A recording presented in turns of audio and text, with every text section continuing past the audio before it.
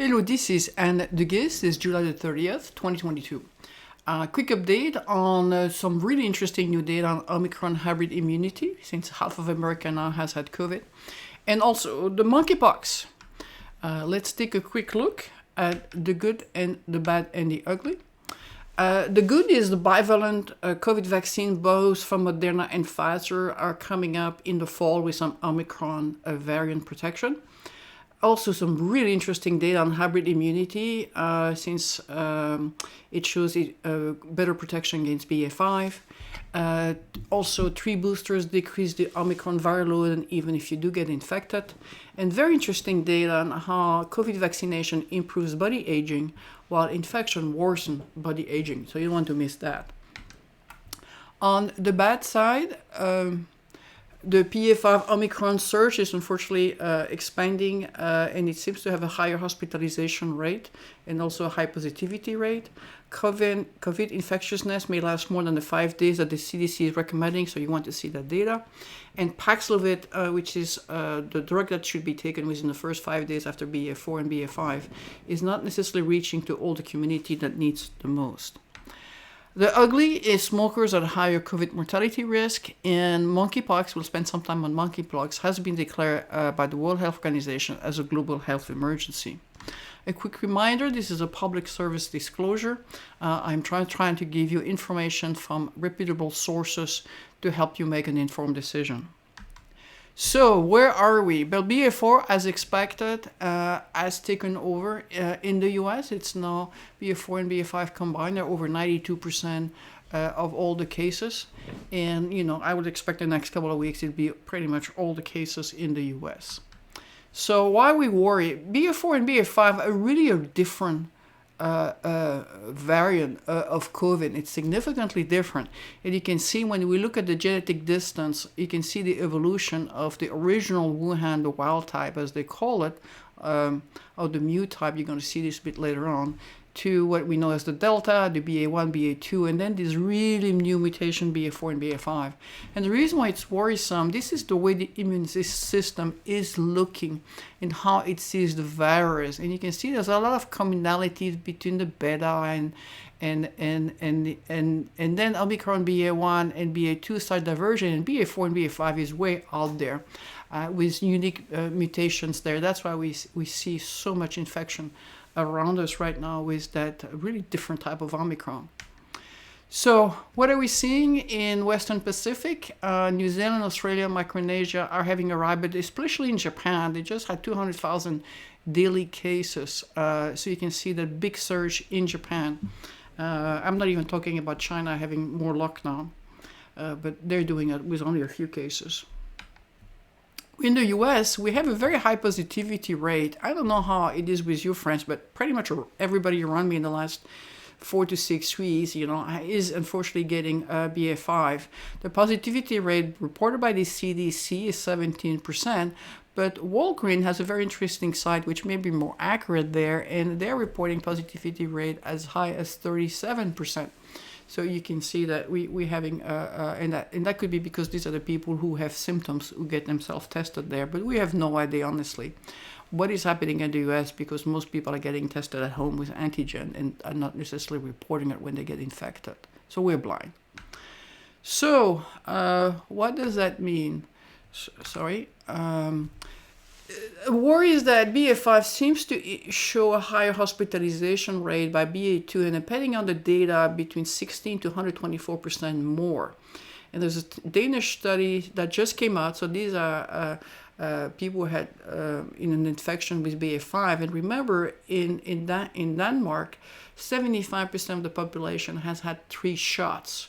So it shows that people who had 3 vaccine shot had a 95% protection if they had been in fact infected before with BA1. So that's kind of good news. We're going to see more of that, of this hybrid immunity there. But it also showed that it has a higher hospitalization rate. And that's being shown now in Europe as well as the US. As you can see, BA4, BA5 is the dark red color, and you can see a rise in hospitalization. Not as bad as what we had during the winter storm, but still a rise there that shows the BA5 maybe more severe on a per population basis. We also have shown the drop of vaccine effectiveness called VE, and you clearly need U3 and 4 dose. If you only have had 2 doses there against BA1 and BA2, you can see in the case of BA2 on the right side there, you only get a 24% vaccine protection there, i.e. you will have a 76% chance of getting infected if exposed. If you got 3 doses, and then depending how long you have had the doses, so the last one at the bottom there is after 120 days, you can see the protection is only 52% against BA2. And so how long are you infection? There's a bit of a debate going on right now. The CDC is recommending 5 days, and that may not be correct. Let me kind of walk you through this because I think it's important since we have so many people around us unfortunately getting infected. The lateral flow is what we call the rapid antigen. These are the ones that you can get by the mail or if you're Medicare, that Medicare sends to you. They give you a good indication if the person is infectious. And they detect protein that are actively replicating in the virus there, i.e. they are contagious. PCR can turn a positive results because even if you're no longer infectious, because it detects the viral RNA, so it's picking up non-infectious remnants left behind. So when you look at your antigen testing at home, that's the best evaluator if the person is still contagious there. The thing that's concerning, I'll show you several papers that have just come out, is that there's a significant percent of the population that have been infected that retain high viral load at 7 to 10 days that can trigger infection in other people there, regardless of the type of vaccine, how many doses they have had, and the type of variants there. So let me kind of walk you through some of this data there because I think it's really important. So one paper that was published in Nature showed that after 5 days, this is the viral load, and you can see the viral load is still pretty high for people after they've had 2 doses, even after they've had 3 doses, before it does get better at 15 days. And that's both for the Delta, you can see is in the light blue, and the BA2, which is in green. We don't have data yet on BA5. So the more doses you have, the lower is the viral load after 5 to 10 days, but don't assume that somebody just got infected and then 5 days later they can go back to their normal life. They could still be infectious, so be aware. So another data from another review show that you should really be concerned that 8 days, that 25% of the population still was infections. And this is a very interesting graphic there. It shows unvaccinated. You can see unvaccinated, are pretty contagious all the way to 8 days. And vaccinated, they last a little bit longer there because, the body's still, fighting the virus there, and boosted.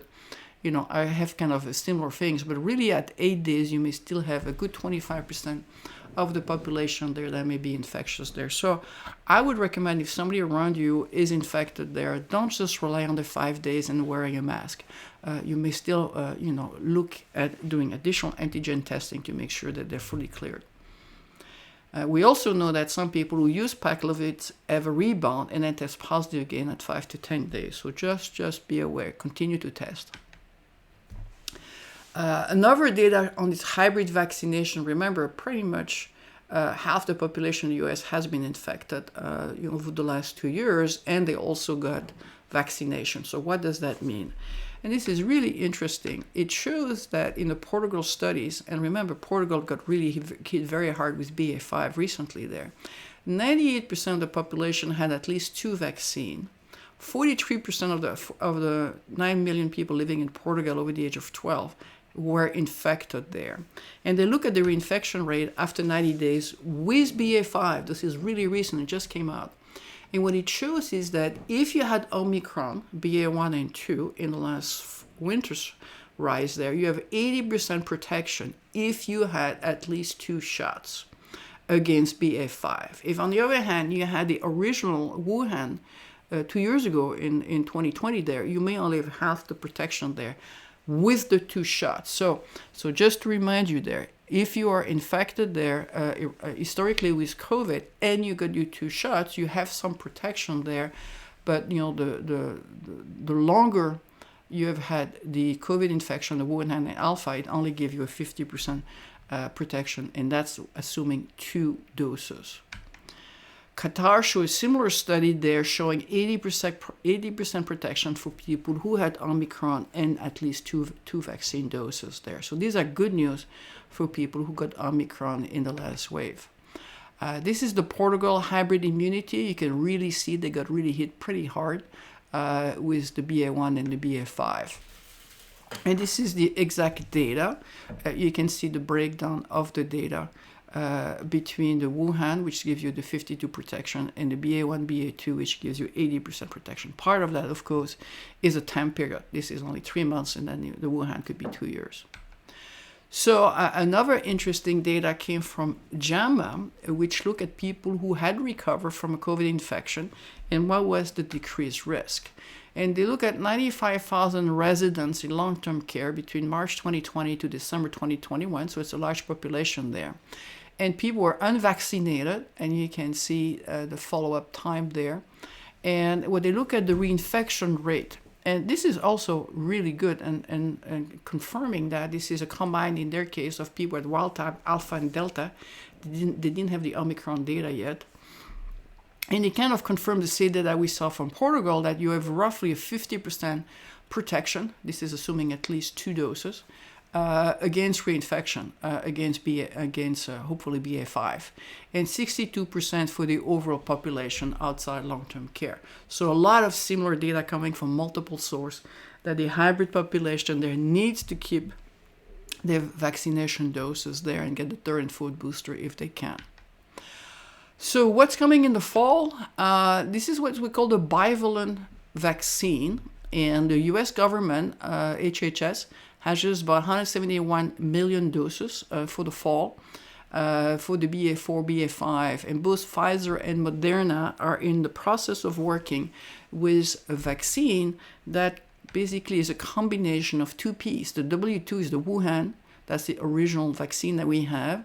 And then the S1 mute is really the one that is now working with the BA4 and BA5 there. And they're combining these 2 into a vaccine that will give the dual protection or the dual booster. The issue there is the FDA and the CDC have not shown approval and have not clarified the process there. So we're hoping for something in the fall, but there is no guarantee based on the approval process. So Paxlovid, which is the drug from Pfizer, which is recommended that you take within the first 5 days of your symptoms of Omicron, is really effective for decreasing hospitalization severity for people at risk. It unfortunately is not reaching out to the population who needed it the most, and there was an interesting article in The Economist recently, in fact literally yesterday, that shows that small cities there or population there that have a low vaccination rate are not necessarily using Paxlovid or have access to Paxlovid, as opposed to the population like San Francisco, where we have a very high vaccination rate in a lower risk population there.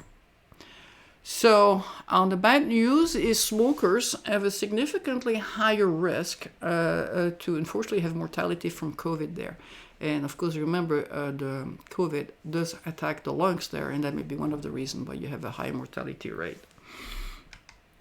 Now, what are the long-term effects of long COVID? Some updates. 5% of patients may develop permanent dysfunction in the taste of their smell and their taste.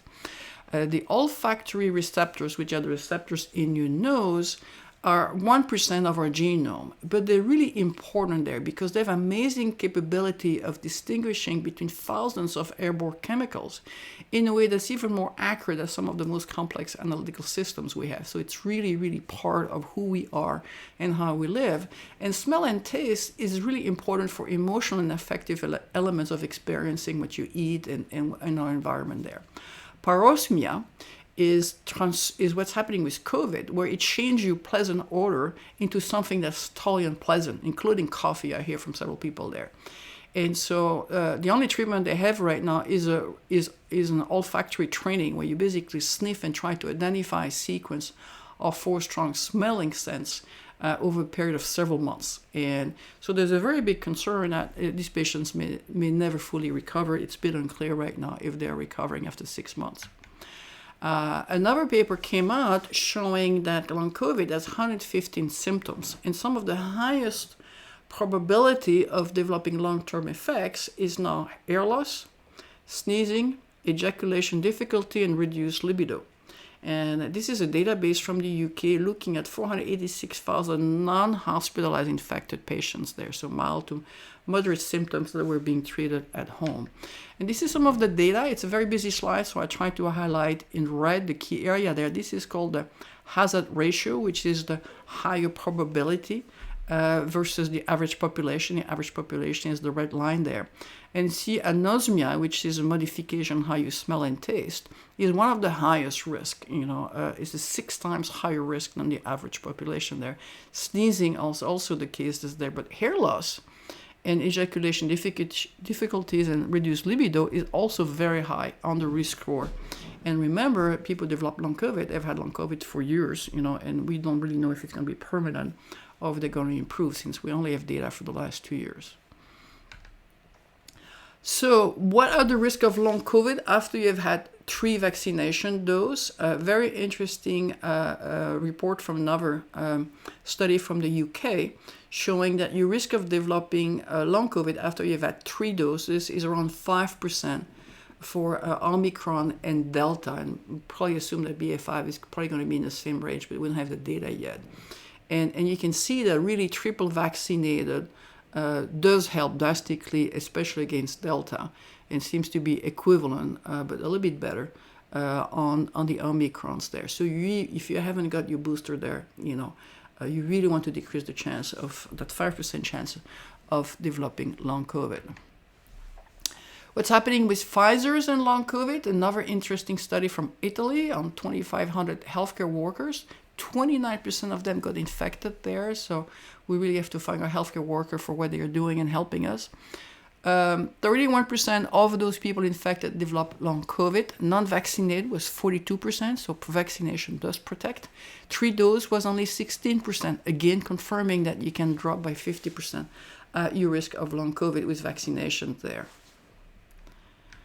So, COVID impact on body aging. Yale and Cornell just published a paper. They're looking at, it's called the DNA methylation, and it's a way to assess the phenoage, i.e. the age of your cells. And what they show is that vaccine reverse body aging by close to 4 years if you are over the age of 50. So even if you never get COVID, the vaccine is really helping you overall health and improving your aging process by close to 4 years. If, on the other hand, you do get a mild case of COVID, it's like aging your body by an extra 2 years. And that may tie to the video I posted a month ago that shows that if you get COVID, you can increase all your other mortality risk by a factor of 2 to 6x, which is huge, by having basically this wrecking ball that goes across your body there. So very interesting data coming from multiple directions there. And for people who are interested, I put the article there. But basically the methylation age is what has been determined, a way to look at what's the real age of your body. And clearly it seems that the vaccine is helping in the aging of the body.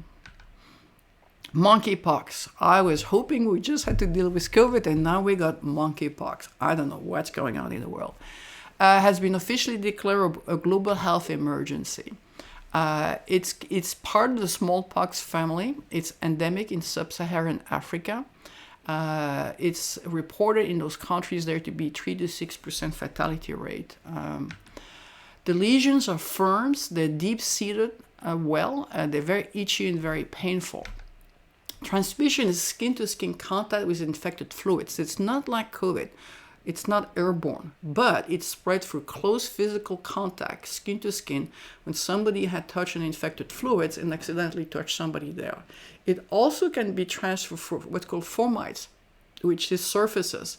And so sharing of clothing, bedding, and towels can transmit the disease if they've been infected by the fluids. Symptoms typically can take from 7 to 2 weeks from time of exposure, so it's not as fast as COVID is. It first starts with fever, headache, sore throat, cough, and swollen lymph nodes, which sounds similar to BA5, but then after a couple of days after that, you start developing these rashes, anogenital rash. And I just saw the CDC education slide, and for the videos. I could not post those pictures there, but it looks like really, really nasty vesicle and pustules in those genital areas there. Then it spreads to the face and the trunk. Quarantine is recommended for 3 weeks. After you test positive, there's a test for it called orthopox virus, so that's the good news. Higher risk is men in the LGBT community in the US who are very active sexually. They are 98% of the cases. But we have to learn our lessons from HIV in the past. It may start with a community there just because of the skin-to-skin contact, but it will probably spread to the rest of the population there. Right now, HIV patients, depending on the data, are between 30 to 51% of the cases. There's a concern for pregnant women because it will put the fetus and a newborn at risk. And also a concern for children below 8 years old because they will be at risk of severe outcomes just because the immune system doesn't protect them as well as opposed to the older pediatric cases. So what's happening in the US? It is starting to explode. We have now around 5,200 cases as of yesterday in the US. You can see it's pretty much all the states. You can see that, unfortunately, exponential curve we have observed with COVID in the past there. So I do expect the number of cases to continue to go up, unfortunately. What are the vaccines and treatment? This is a picture of the monkeypox. The good news is that we have smallpox vaccine that are live virus vaccine. The first line of treatment there is the Genio, which is also known by Imvamune and Imvanex or MVA. It is authorized for prevention of smallpox and monkeypox for adults over the age of 18. And the CDC is working actively right now on expanding the access for pediatric cases. There's another vaccine called the ACAM 2000, and the CDC just gave it expanded access for monkeypox. So the vaccine are recommended for people who are at risk of exposure, people who have been exposed and can take a post-exposure within 4 days of exposure. Unfortunately, we estimate in the US there's 1.5 million people at risk, but the US government just got another additional release of 786,000 vaccines. So we still have a long line in San Francisco for people who think they have been exposed who are at risk. So we still have some access to the vaccine issues. The treatment, there's several levels of therapy. The first one seems to be a drug called tecovirimat. T-pox is the one you may hear. It's an antiviral for smallpox. There's cidofovir, which is another antiviral that's been developed for cytomegalovirus like HIV. And then there is CMX001, that's another antiviral for smallpox. So the good news, we have drugs, and in the majority of the cases, over a period of several weeks, people do recover. So this is a bit of a deeper dive, if you're interested, between the two types of vaccine. They're both live vaccine, so we need to make sure that you're aware of that. The tick means that there's a lesion from the vaccine at the site of occultation. And that's important because it means that there's an active virus in that lesion there. Now, on the positive side, it shows that the vaccine did take and you have a reaction to it. And the ACAM 2000 has that, so you can see if you had a good response to it, but Gymnios doesn't have that. There's a risk because there's a live virus area there, so at the area of inoculation there, you may have a live virus there, so you have to really be careful that you don't end up advertently basically passing it on there. There is some risk of side effect in the first one, cardiomyopathy being one of them. The effectiveness on both of them seems to be effective there. So the first one is a percutaneously multiple puncture in a single dose, so multiple little injection there in the skin. The other one is more the traditional subcutaneous in 2 doses, 28 days apart. So just be aware if you're looking for the availability of this different vaccine for monkeypox. So I want to thank you for your attention. I need your help. Please post these updates to your network. This is a work of love on my side. It's a lot of work, so I appreciate a thumb ups and you passing the information along. Hopefully, I don't have to do these updates anymore, but I guess based on history, I will see you in a month. Take care, get vaccinated, get boosted, and be cautious.